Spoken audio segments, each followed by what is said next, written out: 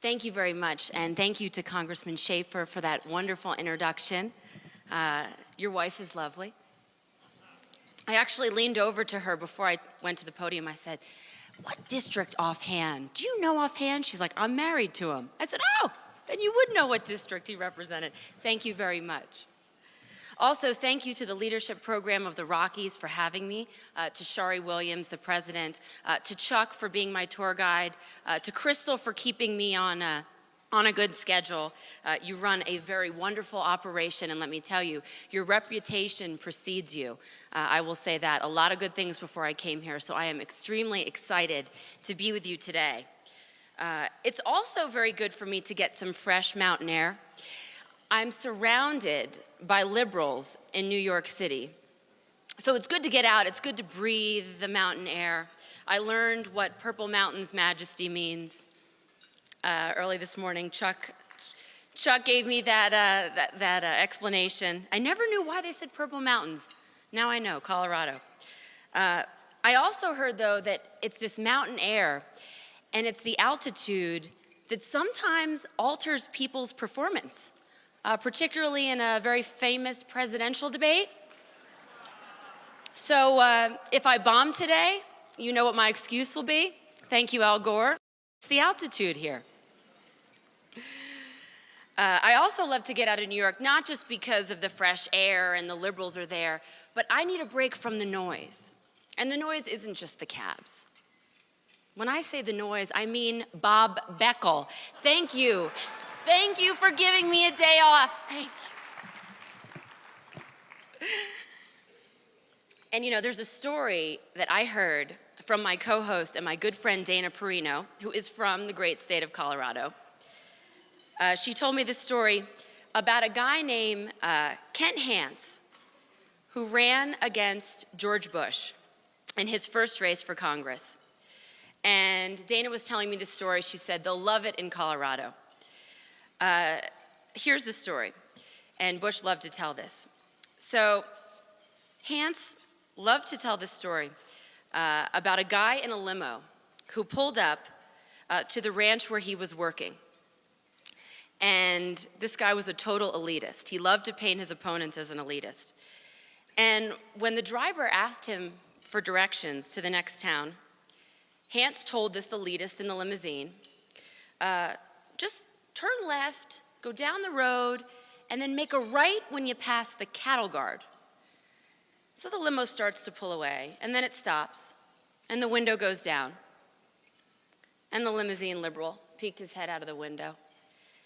And he said, "Excuse me, but what color will the cattle guard be wearing? What uniform color?"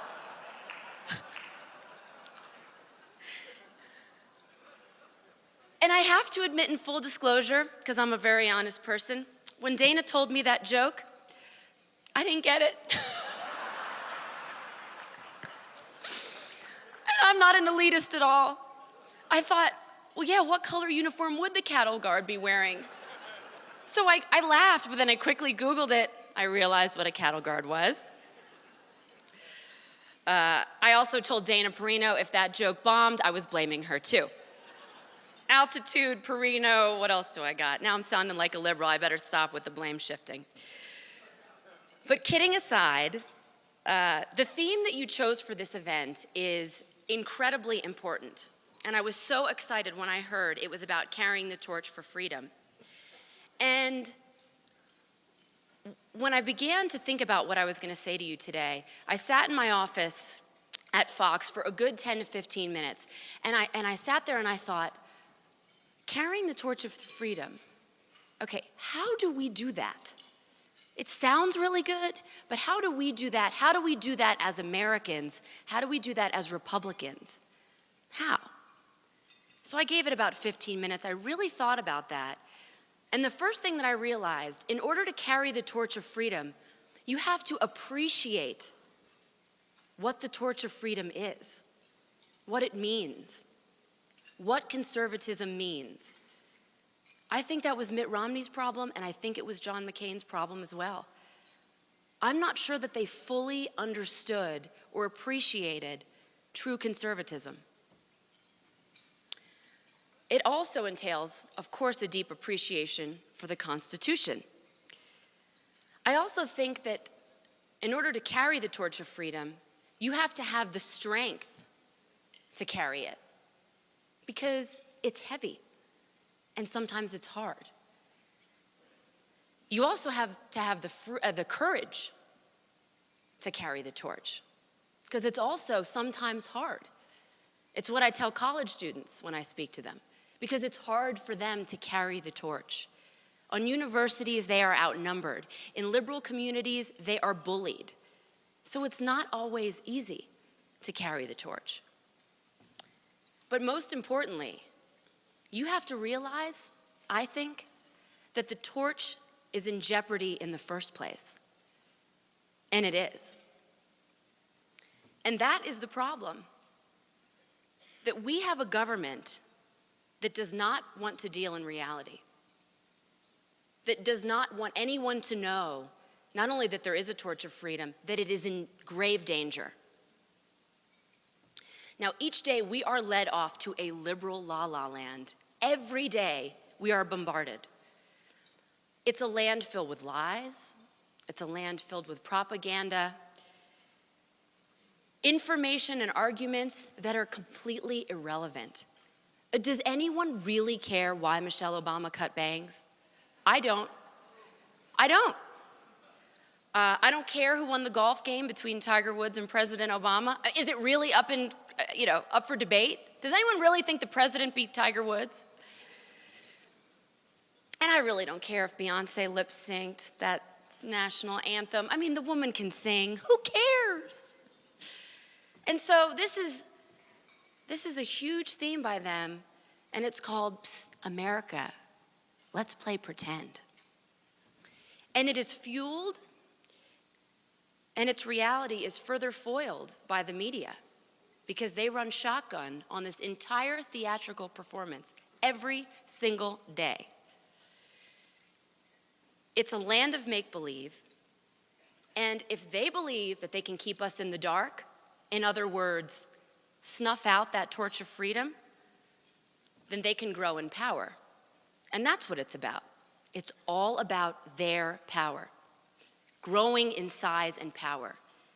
What used to be, and what the founders designed, was the principle that government should get out of the way of its citizens, is now citizens get out of the way of this government. Now, in my spirit of the show, The Five, I like to group things in five. And so I think that there's 5 real areas in the land of make-believe that every day we are fed to play pretend. The first one is Obamacare. Now this one, we haven't even felt the effects of Obamacare, barely touched the surface. But let's pretend, this is what they want us to pretend, that we can keep our doctor. We know we can't keep our doctor.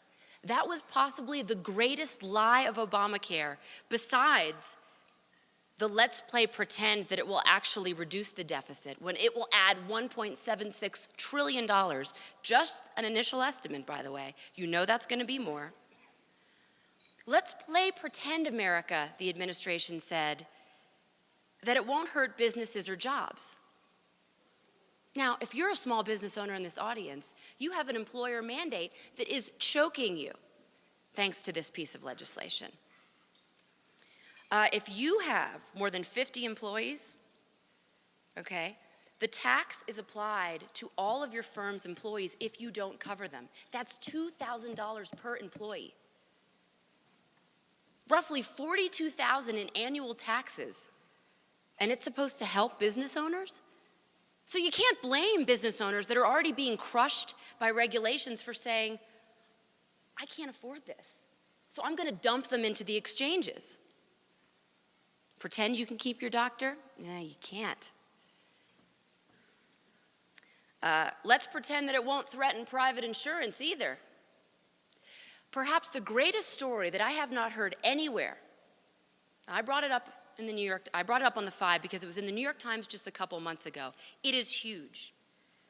It was a column by Robert Pear, and it was a very sneaky maneuver by this administration. And it was an announcement that the administration was going to sponsor insurance plans.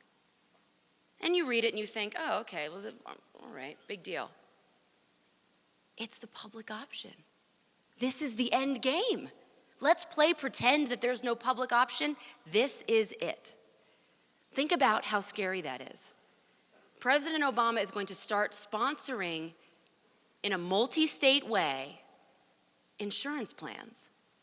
How are private insurance companies going to be able to compete with a plan that President Obama sponsors? One that will not be held to the same standards as other insurance companies. They can charge whatever they want. They can't get in trouble. It will run private insurance out the door. That is the end game. It won't be tomorrow, but that is the public option. Bye-bye private insurance, but let's pretend that that's not our goal. They're very patient. If you notice, you will not hear one liberal talk about the public option because they got it, and they did it on the sneak. Let's also pretend that goods and services won't be cut. Remember that? This is going to be amazing. This is going to be wonderful, Obamacare.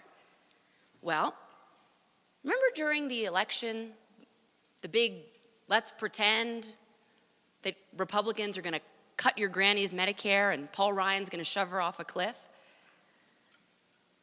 They pretended that they didn't even cut Medicare. They cut Medicare by $700 billion. It is the law of the land. It is done. Cake is baked. Done. Now, Republicans dropped the ball on this because the minute that bill passed, they should have been screaming from the rooftops in every heavily senior-saturated state. The Democrats threatened, Republicans are going to cut your granny's Medicare for decades. It was the big debate in the 90s with Hillary Care. And look at that. Look who ended up actually cutting the Medicare. The Democrats. But the GOP waited too long to make that point. In the 11th hour, Paul Ryan and Mitt Romney started to. But mentioning it one or two times at a debate is not enough. Also, let's play pretend that if I say the word rationing panel, I'm a kook. Or if you bring it up or you talk about rationing, that we're somehow crazy. Well, the Independent Payment Advisory Board, boring name, sounds like nothing, IPAB. It is a rationing panel. Let's play pretend that they're not going to ration. They will. The IPAB, it's very, very dangerous. It's actually patterned after the UK's same version of this by the National Institute for Clinical Excellence. Doesn't that sound nice? That's the acronym, NICE. Not so nice. The goal is to cut services and goods to keep the costs down. Juan Williams admitted that. He admitted that on Fox and Friends with me. Oh, Andrea, this panel, they're just going to be looking for ways to save money. How are they going to do that, Juan? How? I mean, President Obama even admitted that maybe his grandmother didn't need that second hip. Donald Berwick, the Centers for Medicaid and Medicare administrator, even said at some point, we have to have a very real conversation about rationing in this country. This panel of 15 individuals, unelected bureaucrats from the insurance industry, from academia, they're going to be able to decide when we get older what we get and what we don't get. And you know who's going to be disproportionately affected? Cancer patients, because they're costly. Handicapped people, because they're expensive. It is a huge reality. And they're pretending like it's not going to happen. You don't even hear the media talking about this. And the worst part, you can't sue the IPAB. Can't sue them. Now, Nancy Pelosi, when Obama passed, remember this famous quote? Isn't this going to be great? Artists and photographers can quit their jobs. They don't even have to work and worry about health care. That's a great message. Quit your job. Become an artist. No offense to any of the Picassos in the audience, but Not exactly the greatest message. So let's just pretend that socialized medicine works. Yeah, worked really well in Greece too. Perhaps the second area, which is not one to kid around, and it's actually been called, I think, a disorder, according to Time magazine this week, the Benghazi syndrome. Where was the Valerie Plame syndrome? Or the weapons of mass destruction syndrome when Bush was president? So now we're all crazy if we ask questions about Benghazi or the Middle East. I think, and this ties into the torch of freedom very, very intrinsically. Let's pretend, they're saying, that the Arab Spring was a success. The Arab Spring was a success. Now, you remember when thousands of individuals were storming Tahrir Square, and you heard all these Democrats talking about freedom and democracy, as if somehow Tahrir Square was just like Philadelphia on the eve of the Constitutional Convention. I don't know about you guys, I didn't see Paul Revere in Tahrir Square. Didn't.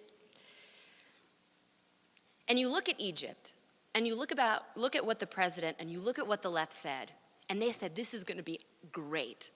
Freedom and democracy. Although he didn't support the Green Revolution when freedom and democracy really was trying to make a change in Iran. He sat on his hands during that.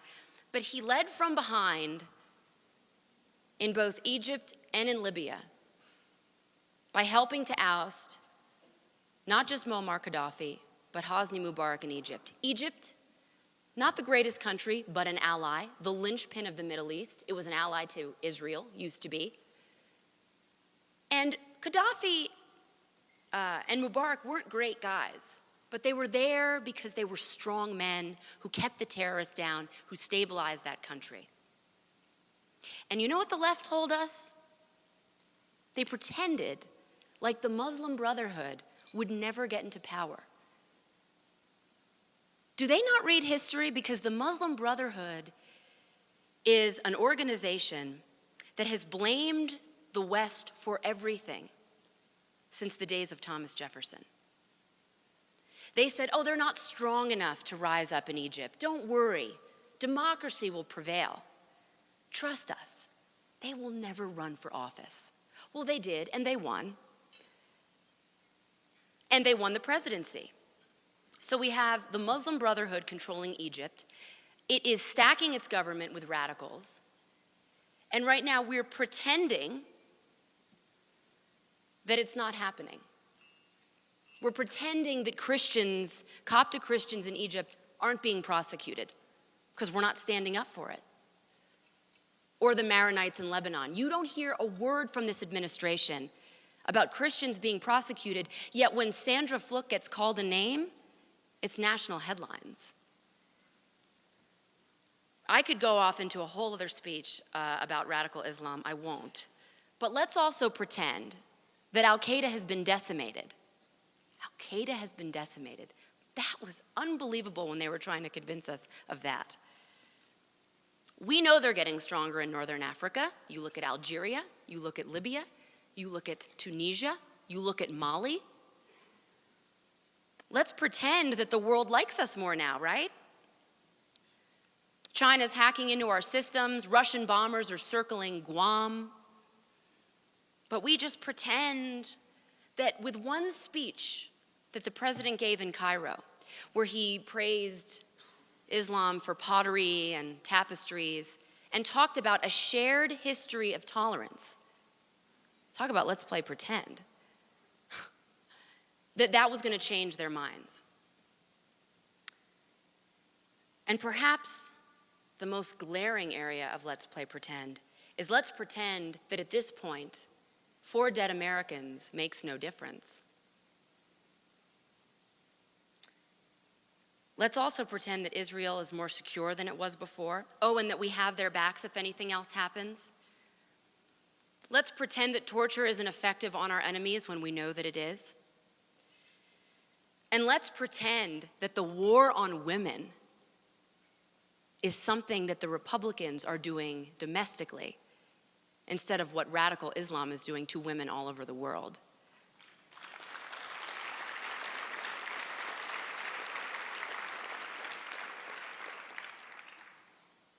Yeah, they don't want to talk about that Time magazine cover, which many of you may remember, where the woman's face was cut off because she wasn't wearing the proper garments.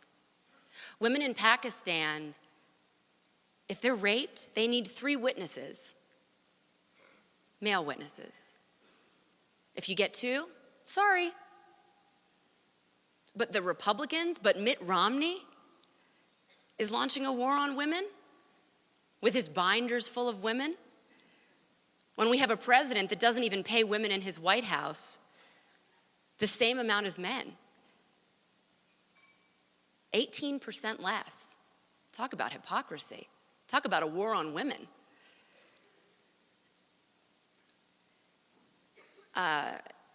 Radical Islam and the threat of it is a grave danger.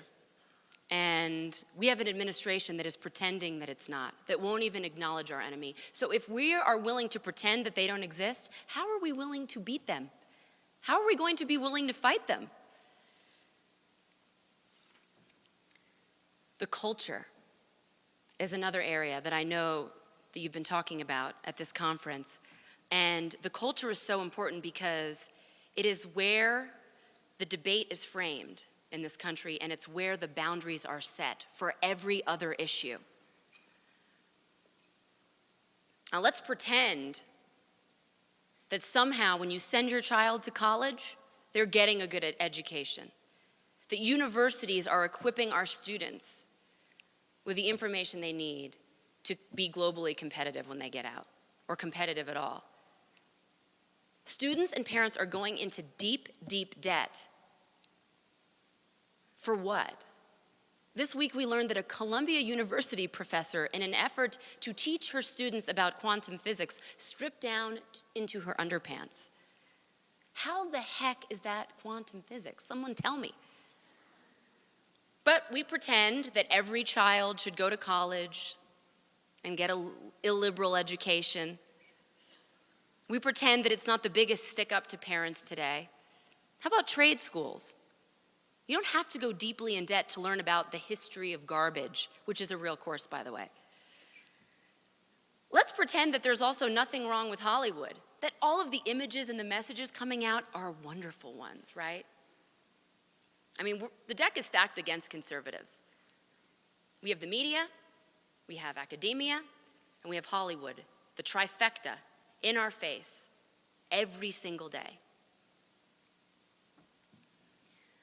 Let's pretend also that the messages that Hollywood are sending about guns don't affect any kids in this country. Chris Dodd, the head of the Motion Picture Association, he said there's no problem with that. Let's take him at his word, shall we? Let's pretend that mental health isn't an issue, that the gun gets up one morning and says, I'm gonna go and shoot a bunch of people. It's not the killer behind it. Let's pretend also that the shooter in Connecticut wasn't a devil worshiper. He was. Do you know where that was reported? I know they make fun of it, but the National Enquirer. And the National Enquirer reported the John Edwards story, if you remember. So they're not all about Elvis spottings and swamp monster thing spotted. But could you imagine if the Connecticut shooter was a Christian? But we just pretend that he didn't say that he worshiped the devil. We pretended that didn't even happen. The media ignored that. Let's also pretend that Washington, D.C. isn't fueling the breakdown of the family with its policies. USA Today asked this question just yesterday. Should the most important thing in this country be fixing the family first? I don't have to tell all of you in this room. 100% absolutely. But we have policies in Washington that are being pushed that are disincentivizing people from getting married. They're making it punitive to get married. They're also making it punitive to have kids. They want to take away things like the child tax credit. They want to have a marriage penalty tax. Yeah, let's pretend we don't have a breakdown of the family. The New York Times even delved into this. It was called Two Classes, One Nation, Divided by I Do's. And it's very true. The growth in single parenthood in this country, which has gone up, okay, divorce is higher than ever. It has accounted for between 20% and 40% of a widening income gap. The facts are the facts. Single motherhood is the toughest job in this country, I think. But encouraging women to be single mothers, glorifying it, the life of Julia, praising it, is the quickest pathway to poverty for females, and the quickest way to ensure that kids will not prosper when they get older. Fact, not up for debate. Not my opinion, it's not a moral argument, it is reality.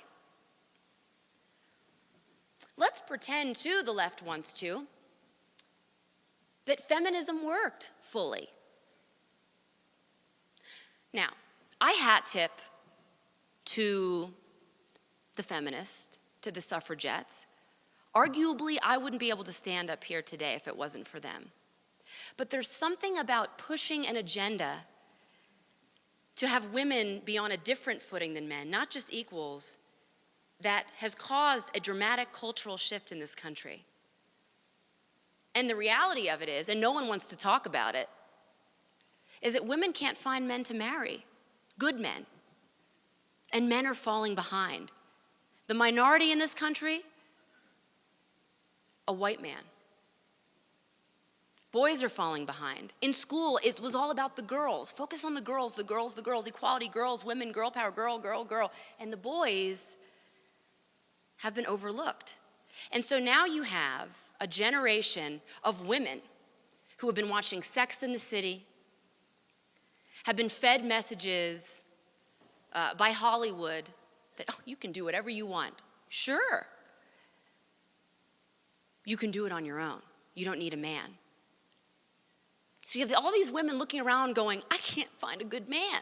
And men are sitting there drinking Bush Pounders, playing Xbox. They've been forgot about. The shift has happened so quickly that no one even knows how to message it or do anything about it, particularly men's magazines. If you pick up any men's magazines, you will get tips on how to pick up a hot woman. You will never get tips on how to handle a successful one. Ever.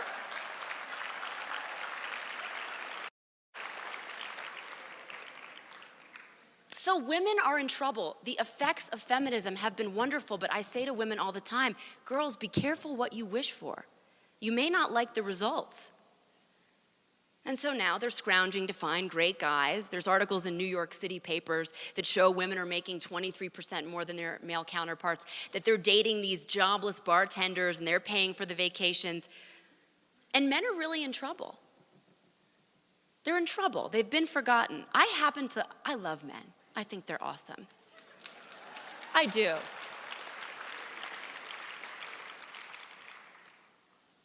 And we've also devalued dads. It's not just young boys, it's fathers. Again, I always say the last acceptable form of discrimination is on Christianity. But from a gender perspective, the last acceptable form of discrimination is on the dad, the guy. Look at all the TV shows. Family Guy, Married with Children. The dad was always the doofus, the shoe salesman. He's always messing up. The kid's always the genius, right? Disney's known for this.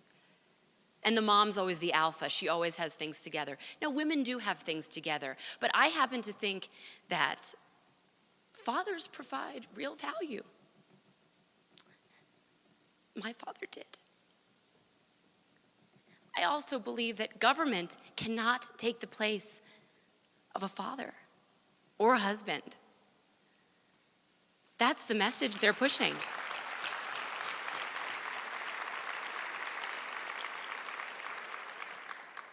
You know, Jennifer Aniston, when she was pushing one of her movies a couple years ago about being a single mother, she went on a David Letterman, and she said, I don't really need a man. Women don't need men to have babies nowadays. Now, Jennifer, I love you, you're half Greek like me, but technically, you still do need a man for something. To have the baby. But it's easy for Jennifer Aniston to say something like that. She's got millions of dollars. But if you ask Jennifer Aniston, really ask her, give her a couple margaritas, and ask her, would you have preferred to have a baby on your own, or would you prefer to have stayed married to Brad Pitt and have a father figure and have a family? I think we all know what she'd say. Now, she's engaged now, and I'm sure that she's much happier than she was when she was single. She's said as much. But that is such a dangerous message to push in this country. Girls, it's okay to do it on your own. You don't need a man. Two-parent households provide real benefit to children and to each other. We also hear DC pretend, and they do this a lot, that a nation that pushes further away from God is somehow better than one that stays close to him. Isn't that the biggest lie you've ever heard? Now, back to the economy. That's probably the number one issue in every single poll you look at to people. And we've heard this administration pretend over and over and over that they've got everything under control. If it wasn't for President Obama, this country would have fell on its face after 8 years of George Bush. They pretended there was a recovery summer. Remember that? A whole summer of messaging on a recovery summer? They also pretend every month when those job numbers come out that somehow the unemployment rate is going down. It's a lie. The unemployment rate now is higher than when the president first took office. Do you read about that in any media outlet? I don't. And they never want to tell you about the 7 million Americans who have left the workforce or given up working or looking for work altogether. Never want to talk about that little fun fact. They also pretend that we are growing when we know we're contracting. And the media carries the water on this every single day. Ezra Klein from the Washington Post, along with a bunch of others, when that news came out that the economy had actually contracted, they scrambled, what are we going to say? And the message was, well, it scrambled because government didn't spend enough in the last quarter. Okay, the truth? Government spent more in the fourth quarter than it did in quarters 1, 2, and 3. Let's pretend that didn't happen. Let's also pretend that we don't have underemployment at 22%, meaning that the lawyer or the master's degree student isn't working at the Blockbuster Video or the movie theater. And let's pretend that youth employment isn't 16% and that African American employment isn't 25%. Startling numbers. Actually, sorry, I switched them. 16 for African Americans, 25% for young people. That's on par with France. And if you've been to France, it's lovely. Great wine, wonderful cheese, excellent bread, terrible economy. And perhaps the biggest example of let's play pretend, and the most dangerous, and the thing that no one wants to talk about, and the issue that almost made me reach over and just strangle Bob Beckel yesterday on the 5. And the one that's being debated right now in Washington, it is Masterpiece Theater. It is our debt. If you remember in 2008, Jay Leno had President Obama on his couch. The Obamas love to do the talk circuit at night. They love to do non-serious interviews. They love to take the softball questions, Entertainment Tonight. And Jay Leno served up what was one of the biggest softballs I've ever seen. And he asked the president, he didn't want to ask him. Oh, they hate asking tough questions. Oh. He asked the president, what is our debt? A simple question that anyone in this room could answer. And do you know what President Obama said? I don't know. Pull the tape, it's on YouTube. He doesn't know. Now, at the time, it was $9 trillion. It's $17 trillion now. And he can stand up and he can say, in the last couple days, you've heard this over and over, we're almost there on deficit reduction. I've worked to reduce the deficit. I mean, land of make-believe, anybody? Cue the Twilight Zone music. And so we pretend that we don't have a deficit problem in this country. We pretend we're almost there. Yeah, Obama, he's definitely cut down. Let's pretend we don't have $123 trillion in unfunded liabilities. Do you know what every person's share is in this room? $400,000. I read that stat this week as I was about to go on radio. I almost fell over. National debt, $17 trillion. The share of the debt, $52,000 per person. Add that on the unfunded liability share. $500,000. That's the size of a giant mansion in my world. And it's possibly our greatest national security risk. And no one cares. I said this yesterday on The Five. We are broke. I know it's not good to show anger on television, especially as a woman. You know, you don't want to be too harsh. They'll use the B word. You know, crazy. But I am really angry. We are broke. We are broke. We are broke. And the reason that President Obama cut this deal in the first place was all politics. He's had 2 years to fix the sequester. 2 years. It was his idea. And he said that anyone that tried to replace it, he would veto it. And Republicans have tried. They've passed a couple bills in the House. Democrats haven't touched it. President Obama should call Harry Reid if he wants something done. But this is by design. Just like the tractor scene in Footloose, when Kevin Bacon is charging at his enemy, this is what they want, and they are hoping that someone jumps off that tractor. Well, John Boehner said it's not going to be me, and it better not be John Boehner. It better not be the Republicans. They wanted to force the GOP into a corner yet again to raise taxes. Why? So they could spend more money that we don't have, borrow more money from China so they can amass power. It has to end in that when you make the argument. It's not just spend more, tax more, borrow more. It's, hold on, they're missing something in that message. It is borrow more of our money that we don't have so that they can control us more. That message works with people when you tell them that, because no one likes to be controlled. Okay, so we're heading towards a sequester. And what Republicans really should do, they have an opportunity right now to stand up and say, you say this is going to be a big deal? You think this is going to be a big deal? It's a minor haircut. Spending will just go back to 2008 levels. No big deal. We were fine in 2008. But they're telling you the sky is falling, everything's going to die. Well, Republicans should stand up. They're back in their districts, but they should stand up and say, you want to stop the sequester? How about entitlement reform? Right now, let's make a deal. You say you're for it. You claim that when you had John Boehner in a room during the debt ceiling debate 2 years ago, you were for it. Let's put it on the table. Let's arm in arm go off the cliff together. Let's touch the third rail together. But they haven't done that. I don't know why.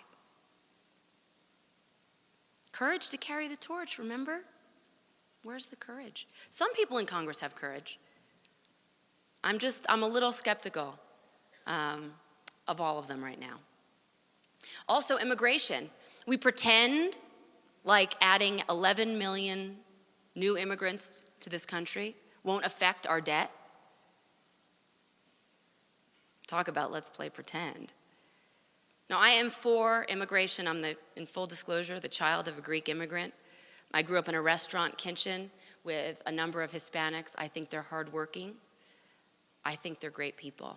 But we have to be smart about this. And right now, no one's talking about the dependency culture. That's how President Obama won. The new paradigm of politics. It's how Greece got into the mess that it's in. It's why my father left, because he looked around and he said, what is going on? It's so politically seductive to give people things that you don't have to pay for. Eventually, you're broke, and that's what's happening in Greece. And when you have a socialized healthcare system, well, if the government's broke, how are people going to get their medicine? And when I hear people say we're headed towards Greece, it's a line that they throw out, and they're right. But when I tell you how terrible Greece is right now, I cannot even stress how terrible it is. The pain that my relatives are feeling is unbelievable. It is sad that the birthplace of democracy, that torch of freedom, has been snuffed out, stepped on, and completely been disgraced. And discounted in this country, by the way. We don't even want to look over the Atlantic to see what happened. And so they pretend in this immigration debate that everything's going to be hunky-dory and wonderful. No one brings up the dependency issue. Oh gosh, I know that President Obama wants them all to be Democrats, but how is he going to do that? He's going to get them in the unions. That's why Richard Trumka put out a nice statement the day that President Obama gave his immigration speech. Oh, we're on board now, we weren't before. Why? I think a deal was cut. I do. Their biggest issue is membership. Look out. They want all of those 11 million workers right on their union rolls. Bob Beckel admitted as much. And so what's that going to do to the cost of things in this country? I haven't heard Marco Rubio bring it up. I'm hoping that somebody in the House and the Senate talks about the dependency issue. Also, they pretend the stimulus worked. Pretend. They pretend that cities like Detroit aren't bankrupt. How do you ever come back from $353 billion in a budget deficit in Detroit? But Obama pretends like he saved Detroit. It's unbelievable. He also pretends that he has a mandate. A mandate. He won with 51%. That is why no one's chin should be down. It's why my head is up every day. It's why I go into work every day and fight. He does not have a mandate at all.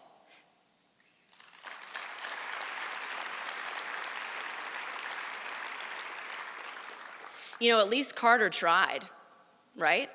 At least President Carter tried. President Obama isn't trying at all. He is deliberate in his actions. He does not want to unite the country. He believes he has a mandate. He does not. So the important message is, now is the time to fight. We have 49%, but you know what? We have more than that. I guarantee you we have more than that. We have to fight now before those numbers get gravely different or greater apart. You don't want 51% to become 60%, because then it will be tougher to come back. And the media is not just, it's not just the administration we're fighting the media. You know, they provide for this whole game of make-believe. They provide the smoke and they hold the mirror. I talked to a White House reporter recently, and I said, what is it with the reporters that follow the president? What's the deal? And he said, Andrea, they love him. They love him. They want to be a part of history. And they believe what he's saying. They believe it. They're not going to write fairly because they believe what he's saying. They will rally around him. They will circle the wagons. They protect him because they love him. And this week, we hear the media stand up and whine. We didn't get a picture of you playing golf with Tiger Woods. I've seen Tiger Woods play golf. We've all seen him play golf. We've seen the president play a lot of golf. Do we really need to see the picture? And when they finished the golf game, the first question, when they finally were allowed to ask a question, the first question was, who won? Not about Benghazi, not about the Fast and the Furious. That's why I have trouble taking the media seriously when they whine. We've been cut off. And so we cannot afford to pretend anymore. We can't. I'm going to shout from the rooftops every time I'm on the 5, even though Bob says it's no big deal, deficits don't matter. I'm going to shout and I'm going to scream about this.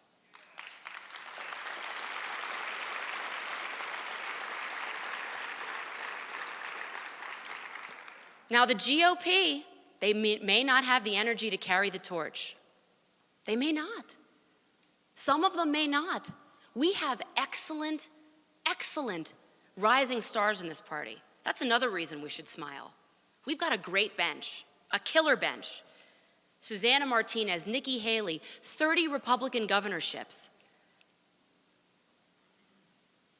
Now some, like I said, the courage and the energy to carry that torch, staying in office is it's very, very big deal to those guys, keeping their job.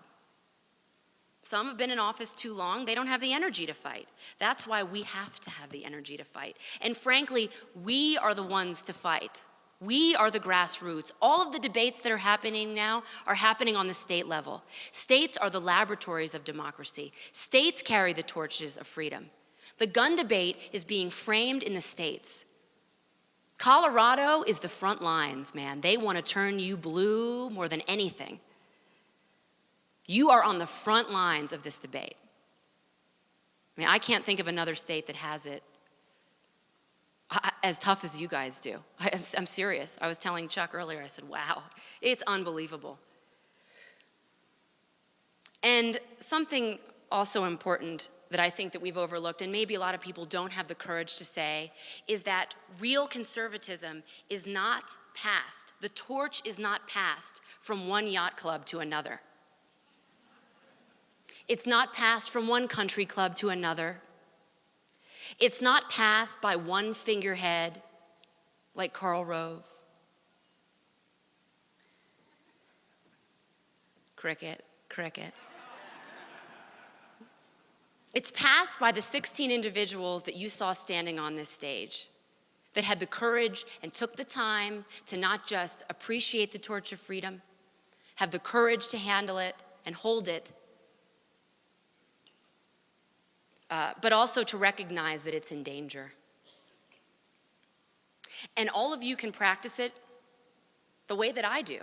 I mean, I'm just a girl with a radio show and a TV show, and I'm just one person, and I'm so lucky to be able to have this opportunity. But it's the courage to talk to your neighbors. You can practice conservatism with your kids, with your customers. My father did it in the diner every day. He never took a nickel from this government, and he made sure everybody knew it. He made sure that everybody knew what the end game was if they got more control. He raised me to work hard and never take a nickel and never make an excuse for it. He said,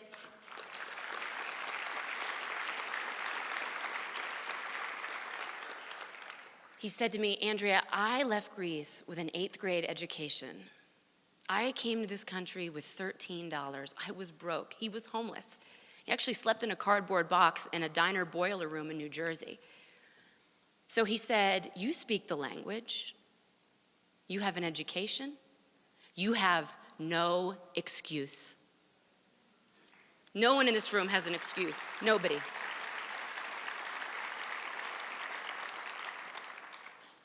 And Ronald Reagan was wonderful, but there was only one of him, unfortunately. And we had to wait to elect him. And we may have to wait. I don't want to wait. I'm a very impatient person. But we may have to wait. I don't think so, though. I think the time is now. I think it's now, right now. And so, one of the things Ronald Reagan did also, I had the privilege of working for his pollster right out of college, Richard Wirthlin. And he made the point of, you motivate by reason, but you persuade through emotion. And so the point to that is, when you are practicing conservatism, always take it back to what means the most to them. Their kids, the future. Have the courage, as Kathy said. Now is the time. And everybody in this room I know has the courage to carry the torch. Let's go do it. Thank you.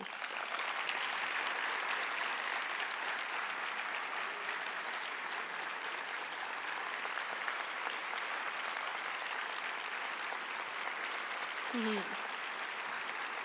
consent to a couple questions? Of course, as long as you have me. Yeah, we got a couple microphones here. Let's do 4. Sure. And there's one over there and one over there. And I'll let you, do you want to point out? Yeah, we can take 4 questions. So we've got one microphone there, the other one's over here. Step behind it, identify yourself, and we'll take the first 2 at each one. Kim, go ahead. All right. Thank you, Andrea, for a great speech. Oh, you're welcome. Thank you. My name's Kim Harburg from Littleton, and I was wondering, why is it, do you think, that Hollywood and the mainstream media can't see what they're doing to our country? Are they blind, or what do you think the reason is? I think it's because they're all liberals. And not all of them. There are closet conservatives. Gary Sinise talks about this all the time, and he does his part in Hollywood with his group, Friends of Abe. They're mostly liberals. And what's dangerous is they have the power. So if you have the appreciation for the torch of freedom, if you realize it's in jeopardy, like I think a lot of people in Hollywood or maybe even the media do, you're not going to have the courage to stand up and fight for it because you'll lose your job. They believe this stuff.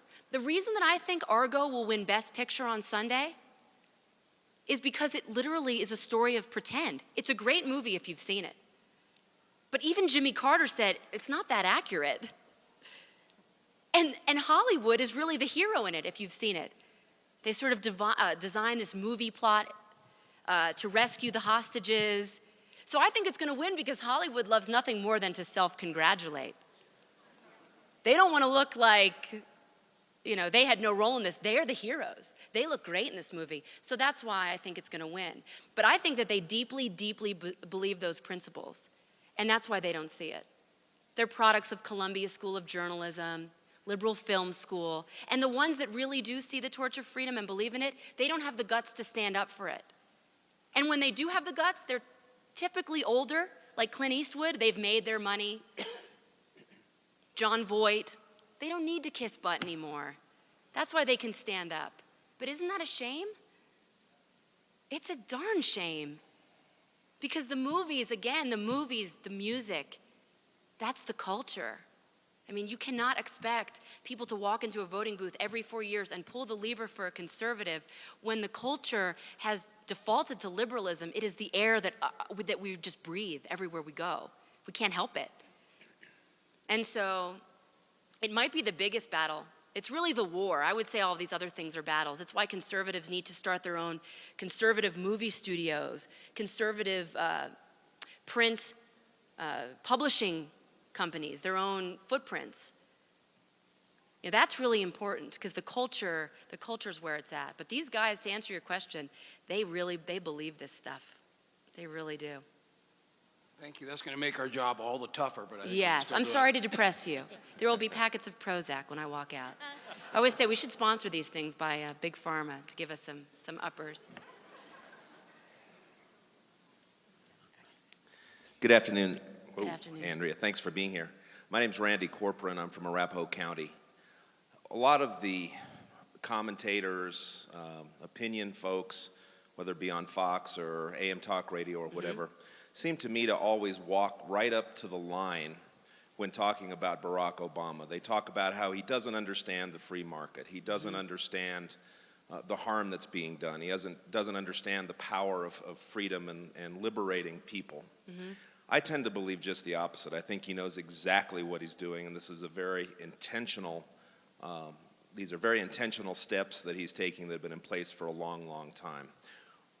But people caution me about getting too strong in that position because the people who aren't paying attention, their eyes roll up in the back of their heads and you're one of those right-wing extremists or whatever.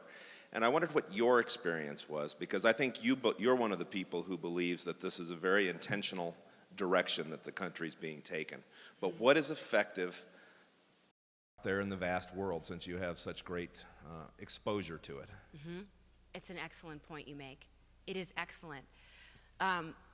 One of the reasons I think a lot of people don't stand up and are afraid to say the truth, what he really stands for, they're afraid to question how he got into Harvard, where are the academic records. I mean, Donald Trump makes a really good point. And they laugh at him and they call him names. That's the default liberal way of doing things when you don't have an argument. Call somebody a name. Oh, Donald Trump has funny hair. We knew that George Bush's grandfather found Geronimo's skull. Okay? We knew what kind of underpants Bill Clinton wore. He was asked boxers or brief. We knew everything about Sarah Palin, even things that weren't even true, like the special needs child was not hers. I mean, ridiculous areas of slander. That's okay, though. That's excused. From a media perspective, particularly talk radio, talk radio, there's a lot of freedom in talk radio. But what is happening out there is there's people like George Soros that are trying to silence and snuff the torch of freedom, which is talk radio, which is the conservative movement, by bullying. It's what they do best. And so if you're in my position, you have to walk a line. It's very dangerous because they will go to advertisers and they will try and cut off the money and get you kicked off the air if you cross the line and go too far. Now, everything we need to know about Barack Obama is out there. Dreams of My Father, it's all there. Who was his father? And it's a Christian philosophy, right? In order to know the Father, you need to know the Son. Who was Barack Obama's father? Why is he doing what he's doing? Think about it. He says it. He writes it. He writes who his father is. His father was a socialist. He had the opportunity in Kenya to join two separate parties, one that was more of a pro-economic, ironically, pro-West socialist sect, and another one that was not. His father chose the other one. Why does a child who is raised by his mother, a single mother, who has the opportunity to make this dad argument that I've been making, Barack Obama is the perfect person to make it. Perfect person. Juan Williams says it all the time. Say what you want about his politics, but I happen to think he's an excellent father.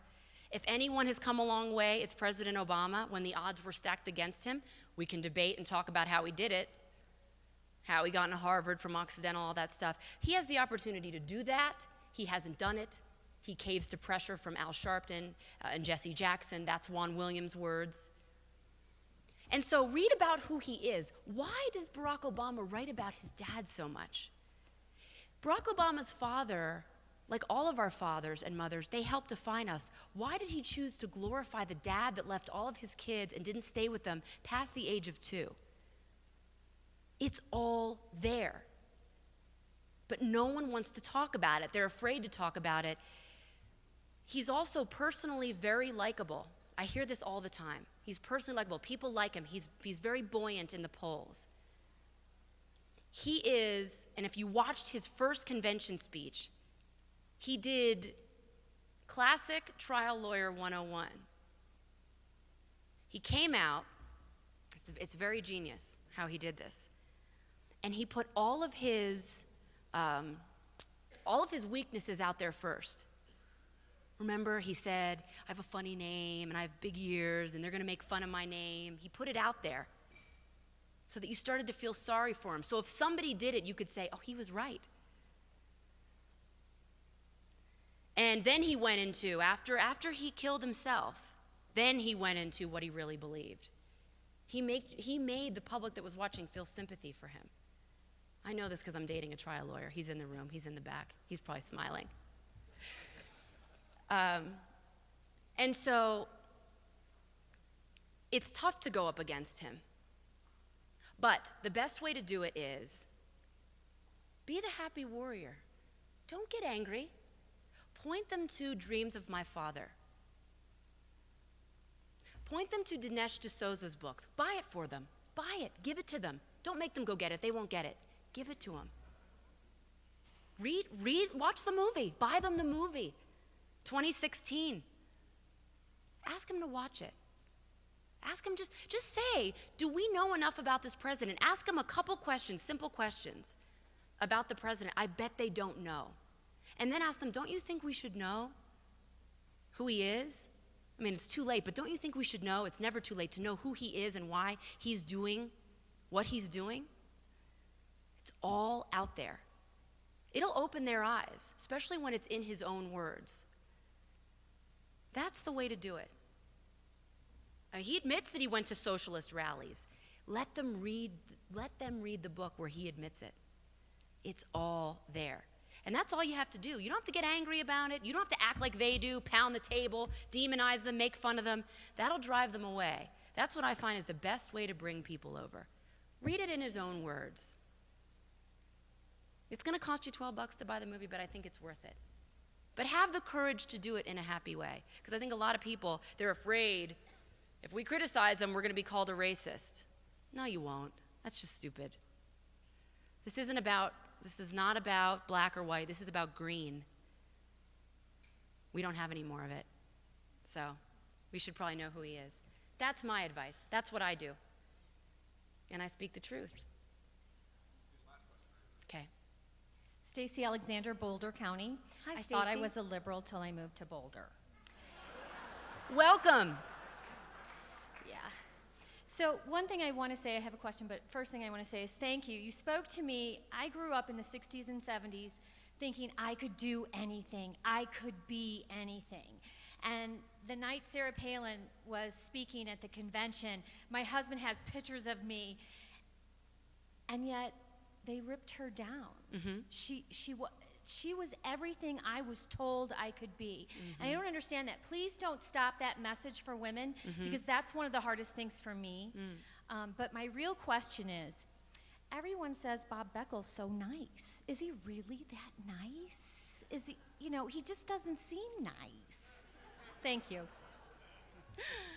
Great point about the women, and in one sentence I will just say this. Nobody was more deeply threatening to the left than Sarah Palin. I mean, female, mother of 5 with a special needs son, a husband in the union. She had a beehive, she wore high heels, she talked a little funny. She's like all of us. She's a real person.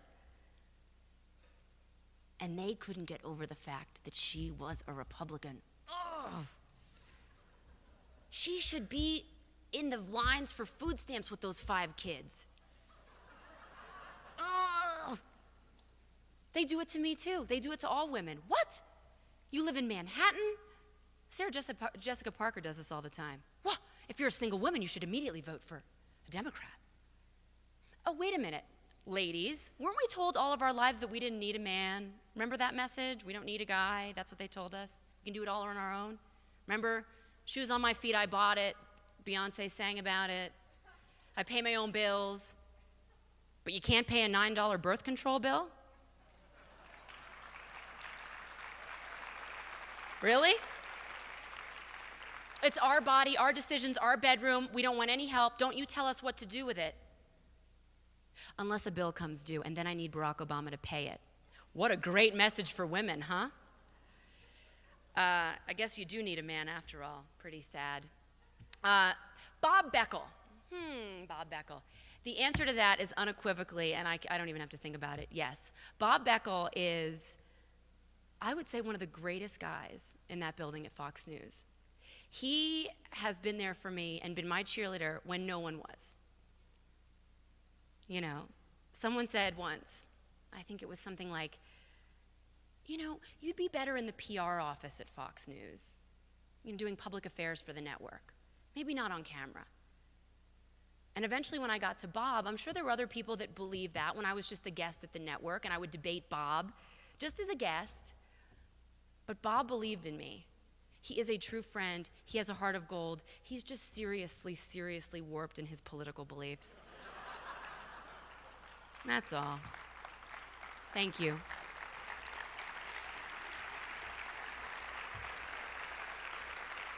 Mm-hmm.